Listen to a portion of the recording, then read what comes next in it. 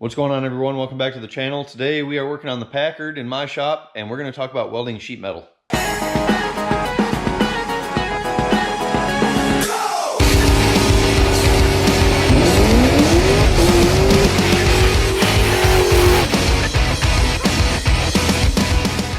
Alright, so I've been working on the Packard this weekend, trying to get the floorboards welded in it, and I've been moving right along. I didn't video any of this stuff because it's just kind of, a repetitive process. Tack stuff in and then stitch weld it all together. Started on the driver's side now. But what I have to do is I have to make this panel a little bit longer to fill a gap in some structure that I cut out under the floor. So I'm going to weld this on the bench so that you guys can see how it all works.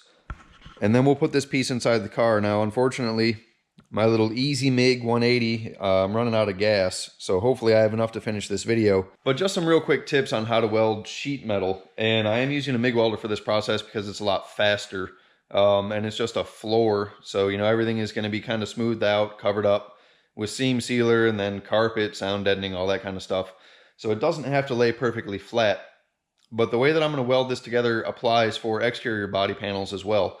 And the biggest thing that you need to watch for when you're welding sheet metal is heat. You don't want to overheat the panel because then you'll end up with warps in it, and then you have to do more body work, and that just takes more time. Basically what I need to do is attach this little strip to this floor panel. Alright, so I'm going to get the camera set up and I'm going to start tacking this together.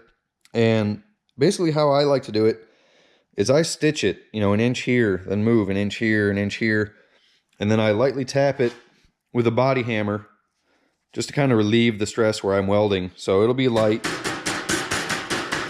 just like that.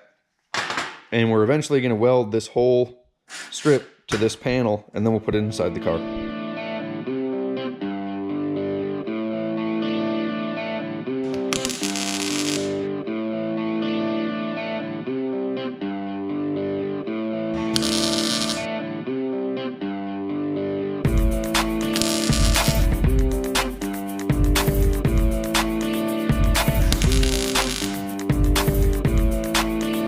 Alright, so you can see we tacked it in a few spots, and that's the gap that we're going to have to fill there. So you can see the gap is pretty tight right here, and then it starts getting wider. When we get into this wider gap, what we need to do is we'll tack this side, then in the middle, this side, middle, and we'll work through that gap, and we should be able to fill this with Mig Weld pretty easy. So I'm just going to start rolling on it and see how it works.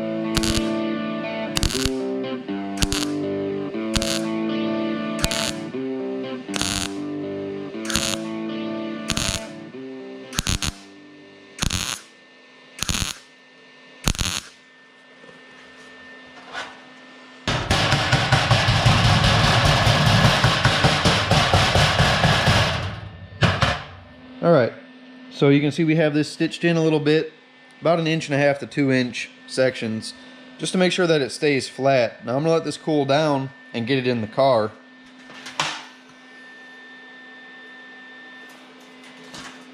I don't want to weld this all on the bench. I want to get it in the car because this is going to have to conform up and down a little bit to the original floor. So I don't want to make it totally solid yet. So I'm gonna lay this in the car, get a light in there, and then I'll show you the next step. All right, so here we are in the car. And this is the panel that we just added the little extension to. And I ground the weld down a little bit just to kind of smooth it out. What you'll notice when I'm welding is I spot it over and over and move up the panel. The reason I do that is I want to keep the heat low. Now the welder is turned all the way down as far as voltage goes, and then the wire speed is set up to where it'll work good with sheet metal. You can also see here the panel's not touching on this side, then it's becoming flush over here. So what I need to do is tack it here and move down the panel so that this panel will start to conform to this one. Now it's not going to be perfect, but you can see how it turned out on that side. So I'm going to start tacking this thing in. I'll set up the camera and you guys can watch me do it.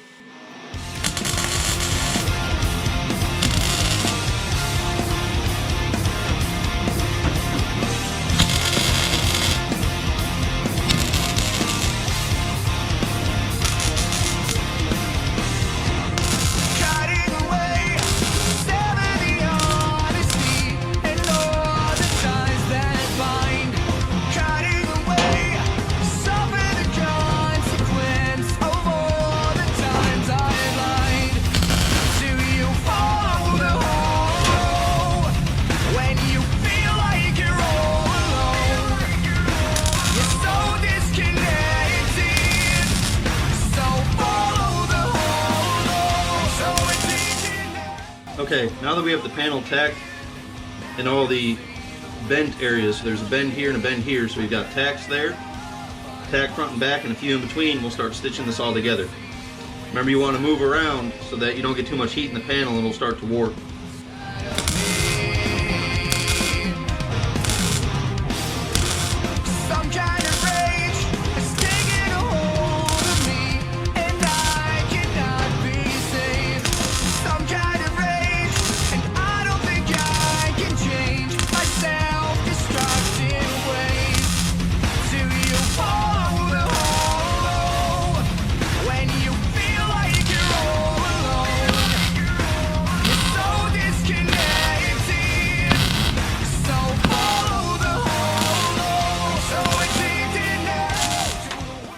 After you do that, you want to let the panel cool off for a second and then carry on. Alright, so we have that panel installed now. You can see it's stitched all the way up this side, and then I caught a piece of the old floor pan here, and then a piece of the old floor pan here, and then another piece that I had replaced.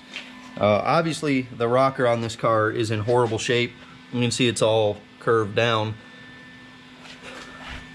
What I'm going to do is I'll put a support in between the door jamb, and I'm going to cut that rocker out, and then I have new rocker panels to go in there as well. So won't be welding this side, same thing I did on the other side. A few more little fill panels to go here, but the same idea throughout the whole thing is just to spot it all the way across, and you can see I did that area, moved, came back, did this area, moved, came back and did this area. The biggest thing you want to remember is heat is not your friend in this case. So warping sheet metal is really easy. So work slow, take your time, move around a lot. If you guys have any questions, be sure that you put them in the comments below. I try to answer them all as quickly as I can. And for those of you following the Packard project, it's going good. I'm hoping to have all the floor in it today. Today's actually Easter. I'm out here working on the car.